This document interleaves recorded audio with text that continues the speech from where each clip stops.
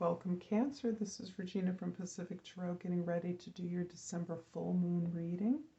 The full moon is in Gemini on the 7th of the month, and it is particularly resonant for those of you with Cancer rising in the area of your endings, the end of your childhood, the end of your life, the end of a situation. So the 12th house is really about what it is you learn from each experience. This is a general reading, so it's not going to resonate for every Cancer.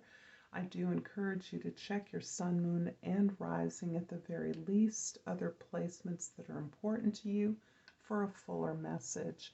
If this does resonate with you, please like and subscribe to my channel, Pacific Tarot, and I appreciate all the support that all of you do give to me. So Cancer, your overall energy for December full moon is the Six of Pentacles.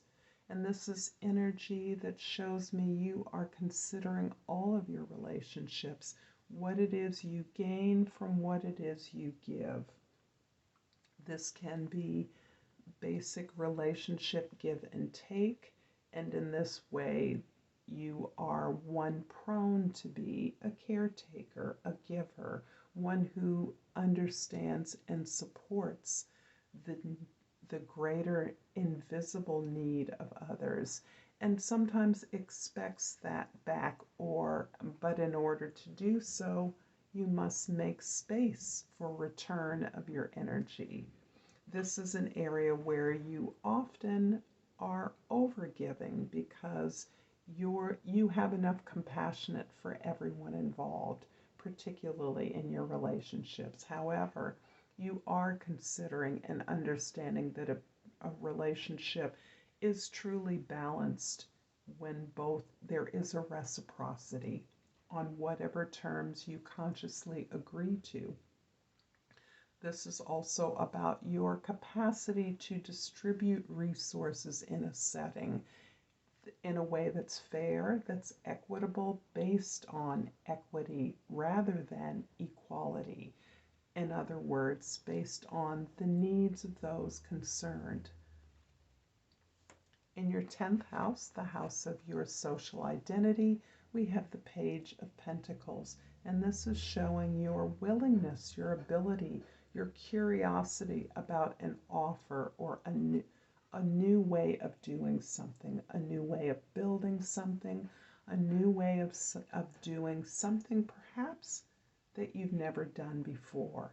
This is an opportunity or an offer to engage in some kind of employment that may be new to you, or a new aspect of an effort that you have customarily made, building on a talent, structuring it, pacing it, maybe considering the planning or structuring of a new idea or creation. The first house, the Knight of Wands, and this is where you're bringing your attention. The way you bring your attention is through this enthusiastic exploration of new opportunities. Maybe it is the exploration of the ways in which you are going to be sharing resources, new ideas, new inspirations about how your relationships can grow. And of course, all relationships are based on the relationship you have with yourself. And this is showing you curious and questing for new ideas. In the 4th house, the house of your home, you are the teacher. This card is indicating that you are the one who is processing a deep lesson, a lesson that you came here, one of the lessons you came here to learn. And this is most likely to be around your family of origin, your domestic environment, or a familiar circle of intimates. You are modeling this way in which what you've learned you share with others. This is you recognizing and deferring to your teachers, your mentors, your guides. And asking, learning, open to learning, recognizing as you do that learning is the key skill in life. The desire to expand and grow and share that process with others. The seventh house, the house of your significant relationships, the King of Wands. The King of Wands is the tremendous confidence you have gained and are gaining in the area of leadership, in the area of partnership. So you are much more consolidated around your mastery here, your passion, your inspiration, your enthusiasm, your determination, and considerable drive. And you're really looking at how you receive energy in your relationships as a part of this dynamic where you fit into the social dynamic of your community, your relationships, and the way in which you inspire, lead, and motivate others. I'm going to clarify the Knight of Wands in the first house with the Tower in the second house and the Empress in the third house. This is beautiful. The Tower is your intuition Cancer, which you are allow to come through your emotions, your ability to care and be attentive to others, the reflection that you're able to provide to others around their needs and understandings. There is an event, a surprising development that is allowing you to step more easily into your power of compassion, of generosity, of abundance. And this is making a shift that is liberating to you in terms of your resources, your possessions, your values. This can be the loss of a job, the gaining of an unexpected job, the offer that is appearing to come out of the blue, a shift in the structure or community that makes a way for you to step in with a compassionate and generous energy in supporting the needs of others and in teaching in a way that is not hierarchical, teaching in a way that reflects who you are, a kind of maternal caring way of validating the strengths and skills of others. The Hierophant in the fourth house is clarified by the Two of Cups in the fifth house and the Nine of Cups in the sixth house. Your much work, effort at identifying the way that your relationships work for you and for others is really anchored in on this ability to connect more deeply with your higher self. And by that I mean your ability to authentically identify your talents and the resources you internally have to address them, to amplify them, to grow them. And this is the reflection of this connection with yourself is what you are realizing in all of your relationships, so that you are understanding your natural skills and ability to take care of others, to be compassionate to others, does not deny you the receipt of the same.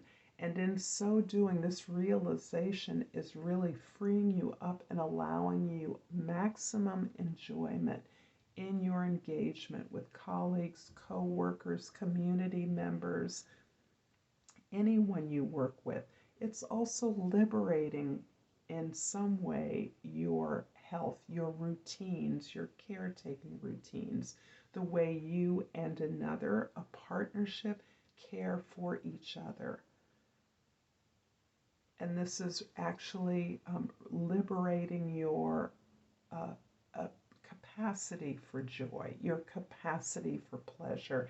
And I can see a way in which a long-standing relationship can be majorly boosted by your recognition of the strength, your own strength in the relationship, your own power in the relationship.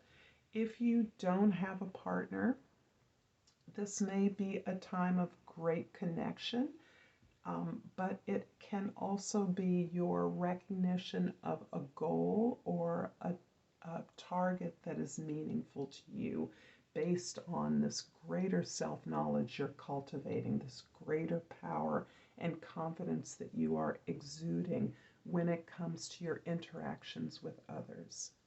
The King of Wands in the 7th house is clarified by the Lovers in the 8th house and the King of Cups in the 9th house.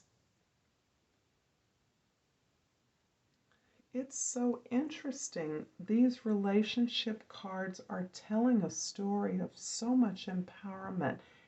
My sense is that as you have gained a sense of your own empowerment, you are allowing your partners, your relationships to elevate in their awareness of meeting and matching your energy so that you are receiving, capable of receiving, and even expecting this mutuality in a way that is revolutionizing your experience.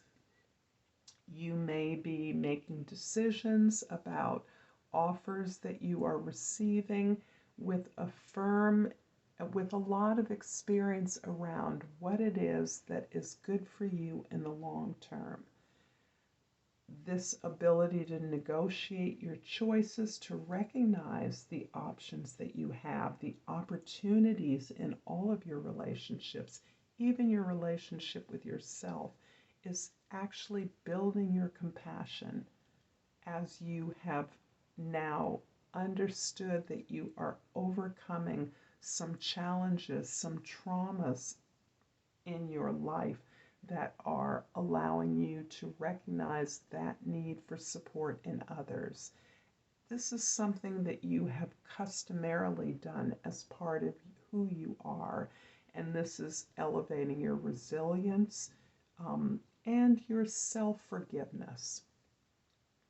I think it is easier for you to forgive others than sometimes it has been for you to forgive yourself. However, you are understanding that even the most contentious colleague, friend, ally is someone who you can release their hold on you, your attachment to the suffering you experience in that relationship, by forgiving them, understanding that they are in need of compassion, regardless of their apparent cluelessness. The Page of Pentacles in the 10th house is clarified by the Fool in the 11th house and the King of Swords in the 12th house. You have mastered this ability to be curious about the experiences of others. You are, forgive me, you are like a good therapist, a good counselor who listens to others. And as you allow yourself to be sometimes that sounding board, it is your inquiry, the path of questions and curiosity that you lead the conversation through that allows you to grow, but really allows those that are reflecting their experience with you to understand and gain an awareness, an objectification of the dynamics in their behavior or their experience. This skill is part of what is liberating you, allowing you to shed the past and actually utilize the skills that you've gained in shedding your past that are not only freeing you up from old patterns and attitudes that have kept you limited, but have gained you the ability to minister, to support, to be attentive to, and to nurture those who seek your help. I'm going to finish up this reading, Cancer, with an oracle card. And I cannot change the past. This card is extremely relevant because this is part of the attachment to unhappy experiences of the past that are customary and that we are increasingly aware of only hurts us, only holds us back, and amplifies, feeds an attachment that is unhealthy. And I believe that you are increasingly aware of this and increasingly working against this. However, the nature of this work is as much about letting go, releasing, and accepting the necessity for these lessons in your life in order for you to arrive where you are at this moment. I hope this has been helpful to you, Cancer. Until next time, Namaste.